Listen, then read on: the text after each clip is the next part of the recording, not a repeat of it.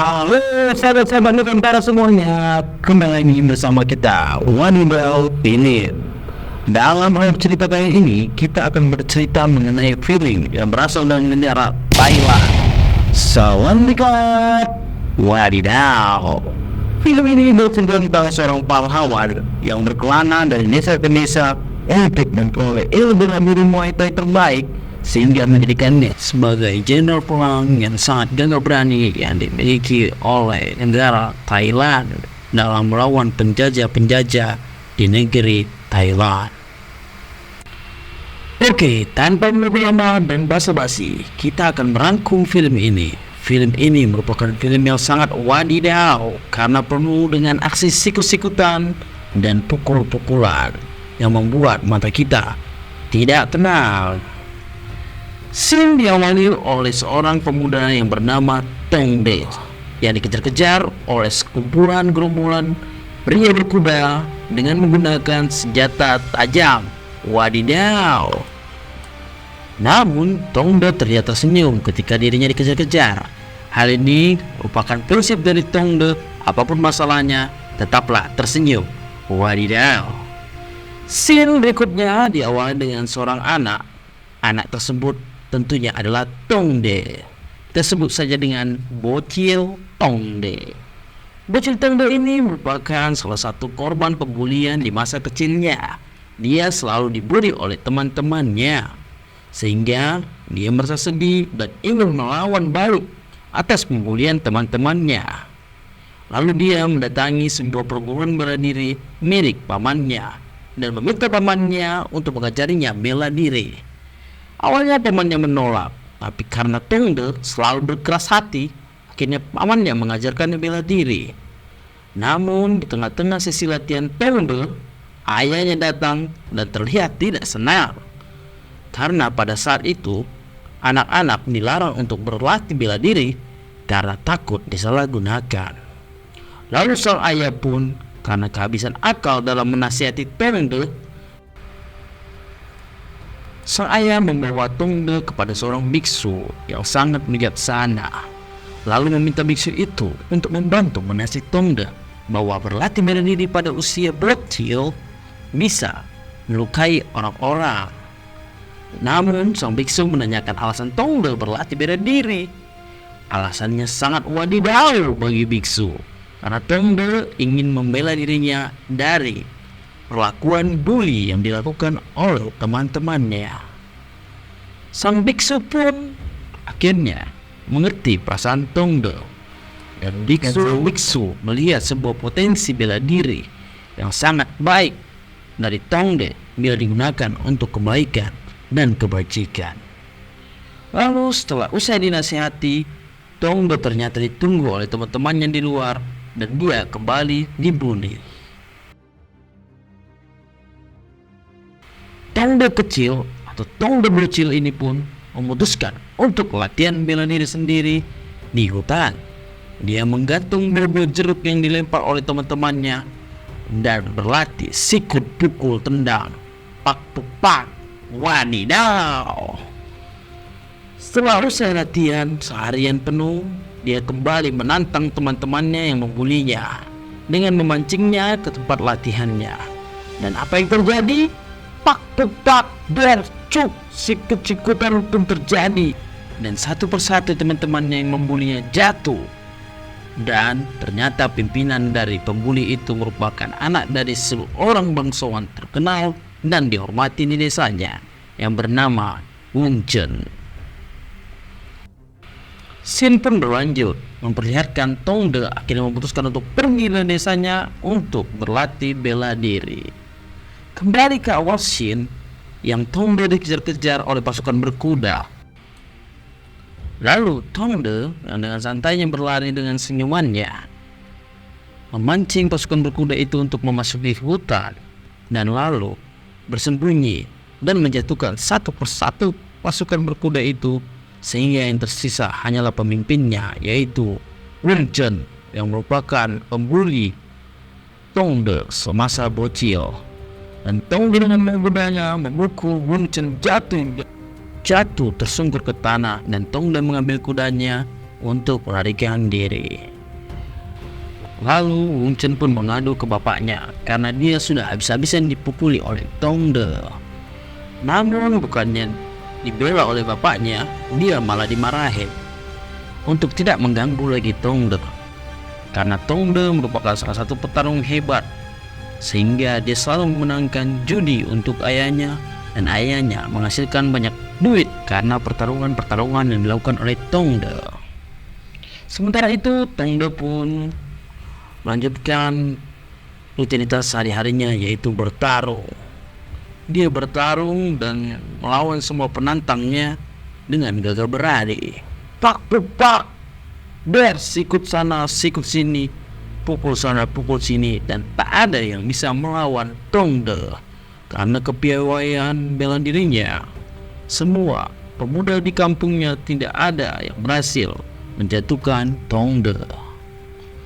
Di tengah-tengah pertarungannya sangat hebat dan mengalahkan lawan-lawannya, muncul seorang pemuda dari desa lain. Kita sebut saja dia Kru Hao. Kru Hao pun menantang Tongde untuk bertarung.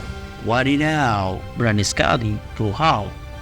Tongde pun melayani keinginan dari Kru Hao. Namun sebelum bertanding, Kru Hao melakukan pemanasan yang tidak pernah dilihat Tongde, di mana itu merupakan salah satu teknik-teknik dasar dari Muay Thai. Pertarungan pun dimulai dan Tongde pun habis-habisan dipukuli oleh Kru Hao tanpa bisa melawan. Pak! Tongde jatuh berkali-kali ke air, dan pukulan-pukulannya pun sangat fatal sehingga membuat Tongde tidak mampu lagi berdiri dan terjatuh di air. Tongde yang pingsan di air. Bukannya ada yang menolong, tapi semua warga dan teman-temannya meninggalkannya karena malu melihat pertarungan yang ditunjukkan oleh Tongde. Namun saat dia pingsan, dia ditolong oleh seorang pria gembel pemabuk, sebut saja Bamijan. Lalu Bamijan pun memberitahu Tongde, wajar kamu kalah. Selama ini kamu bertarung hanya sesuka hati, tidak menggunakan teknik-teknik bela diri Muay Thai yang baik dan benar. Sang pria gembel tersebut menasihati Tongde, sebaiknya kamu keluar dari desa ini dan berlatih di desa-desa lainnya untuk mengetahui teknik-teknik seni bela diri Muay Thai yang baik dan benar, sehingga bukan hanya kekuatan tapi kecerdasan dalam bertarung. Tongde pun mendengarkan nasihat dari Bamijan ini. Lalu dia pun mulai berkelana ke desa lainnya. Sampainya dia di desa lainnya, dia melihat-lihat ada sebuah tempat pelatihan bela diri Muay Thai. Lalu dia pun berlatih diam-diam.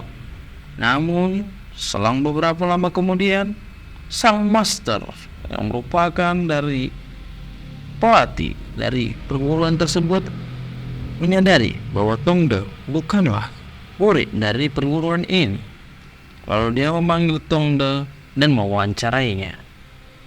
Tongde pun meminta untuk diajari oleh sang guru. Namun hal yang paling bodoh, dia malah juga meminta untuk menikahi putri dari sang master itu. Sang master pun rela mengajari Tongde asal dia berlatih dengan baik. Namun sebelum itu dia ingin menguji Tongde dalam bertarung.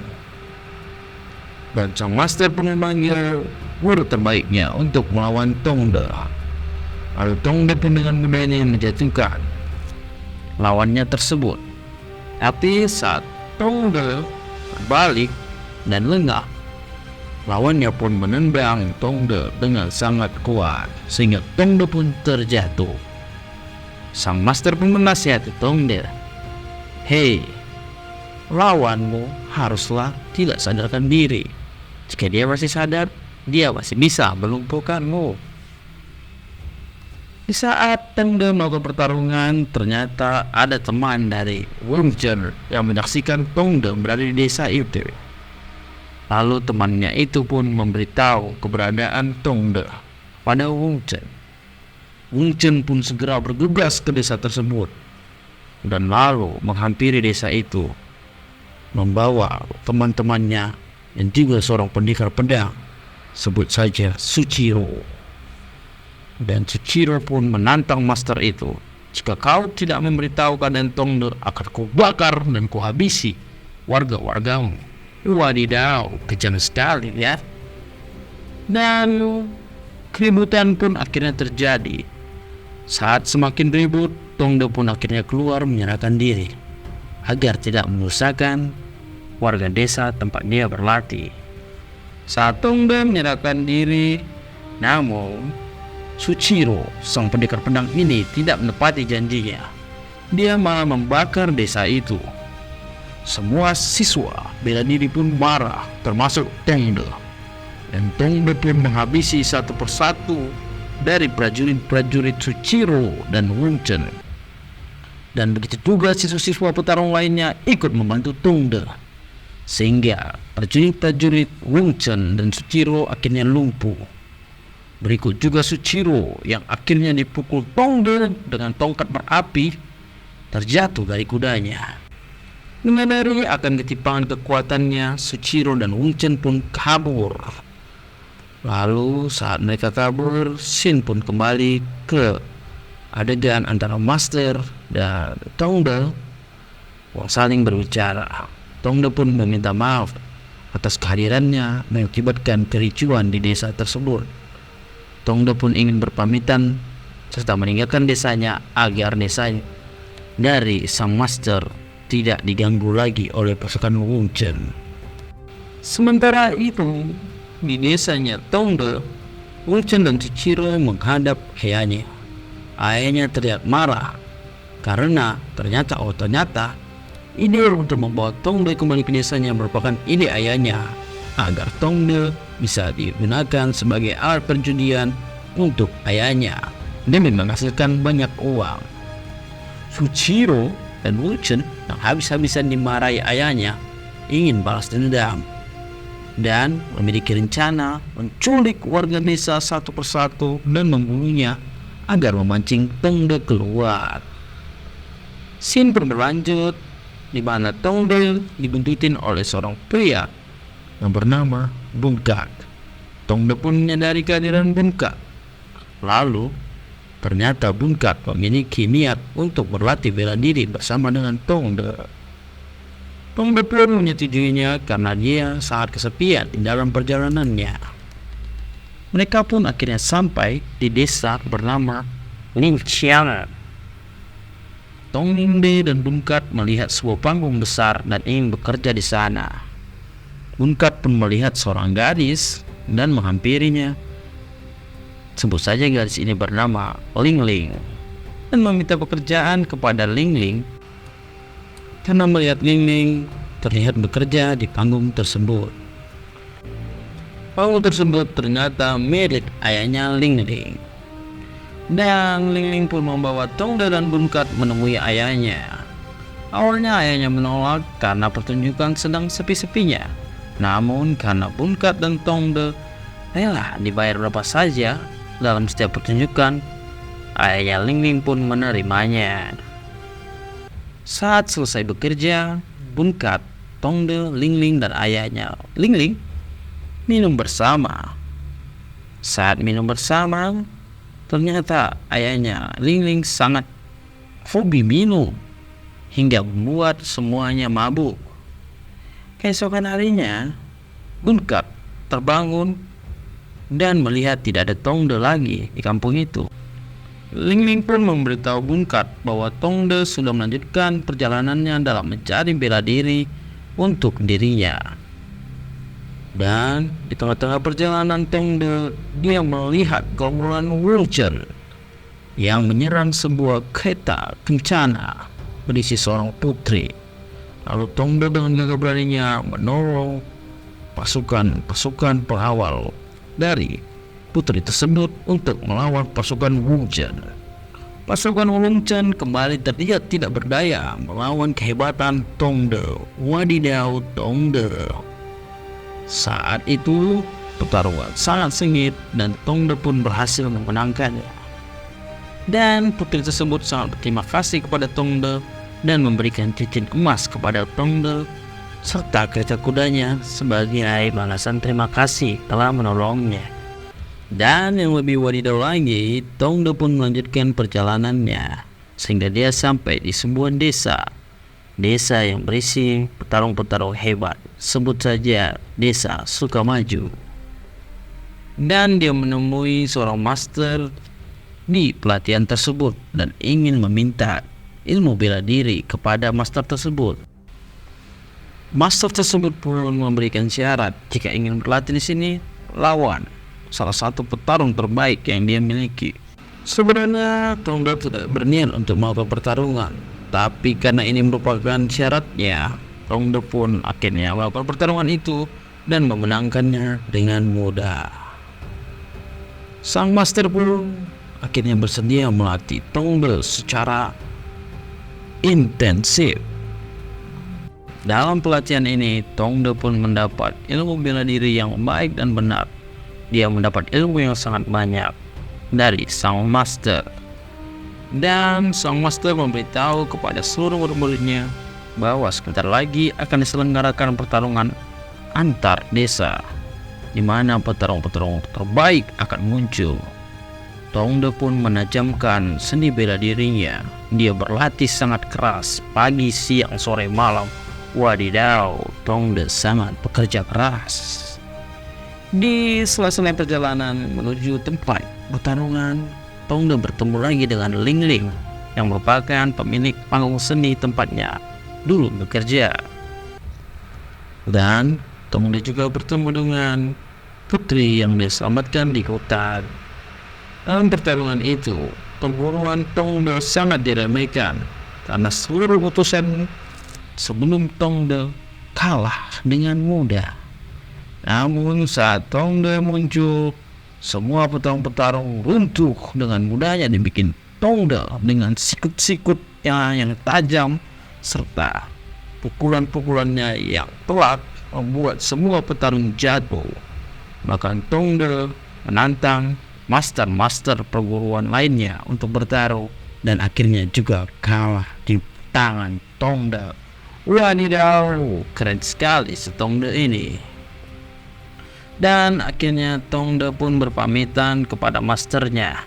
Bersama Bunkat, dia melanjutkan perjalanannya. Namun di tengah-tengah perjalanannya, dia kembali lagi bertemu dengan lawannya di pertarungan tersebut dan ingin berlatih bersama Tongde. Tongde pun akhirnya mengizinkannya dan mereka bersama-sama untuk mencari desa-desa yang bisa melatih bela diri mereka semakin kuat dan tajam. Di tengah-tengah hutan, mereka bertemu dengan seorang ahli pedang tapi tukang mabuk.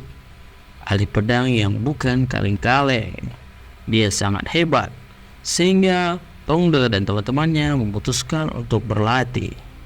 Sang ahli pedang ini pun memberikan syarat jika ingin berlatih, berikan dia minuman keras untuk imbalannya.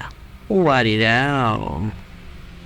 Pelatihan pun dimulai secara intensif dan mereka berlatih dari hari ke hari, dari sore ke malam, malam ke sore, pagi ke sore, dan akhirnya berhasil menguasai ilmu-ilmu dari sang pendekar pedang.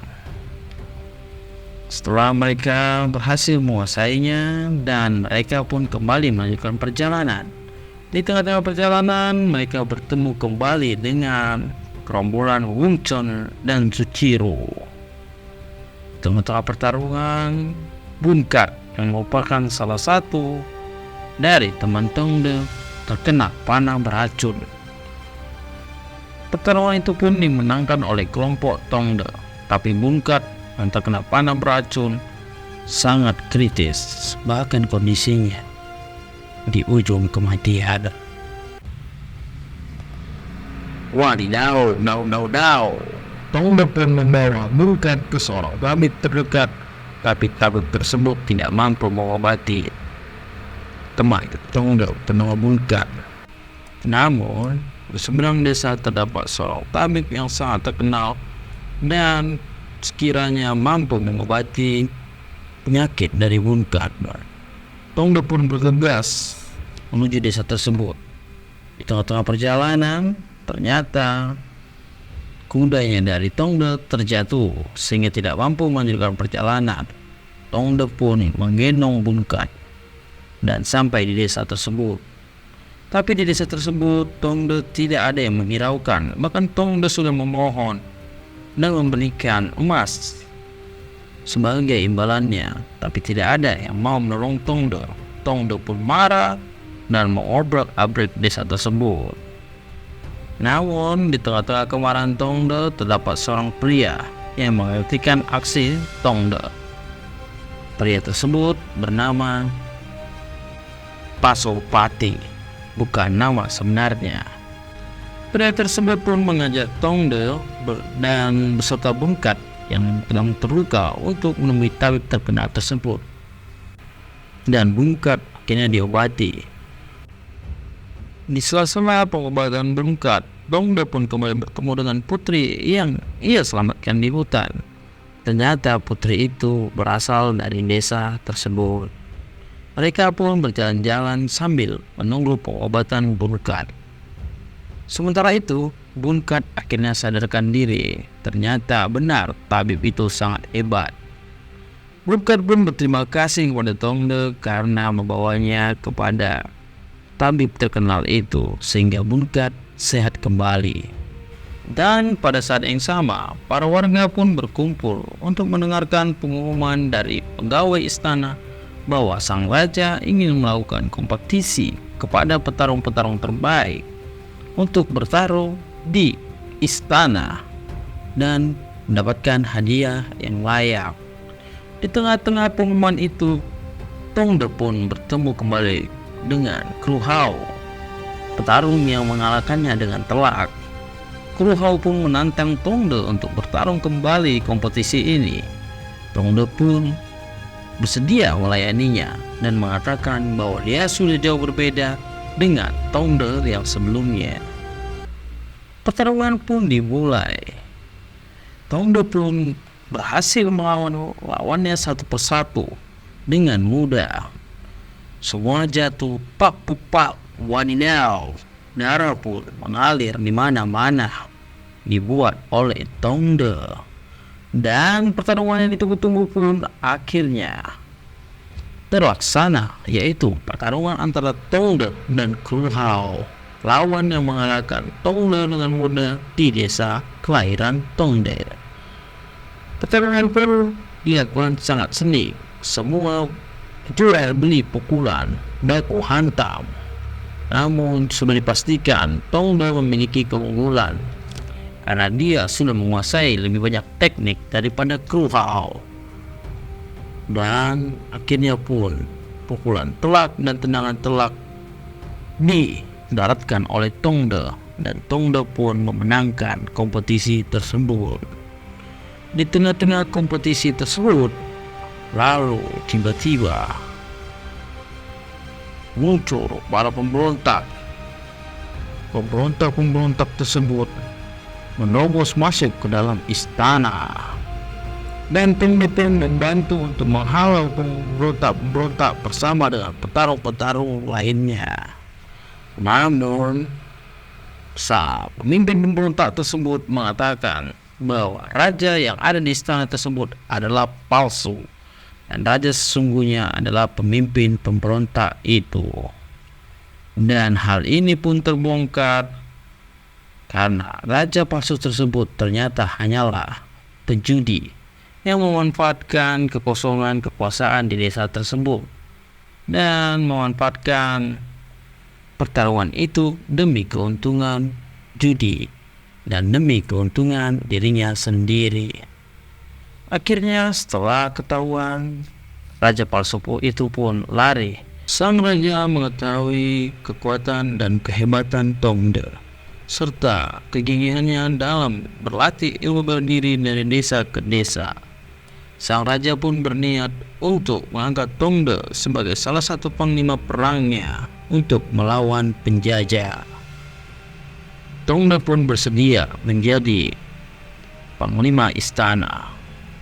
Tongde pun bekerja keras melawan penjajah dari Thailand, dan dia sangat gagah berani dan merupakan salah satu panglima terhebat yang dimiliki oleh Thailand.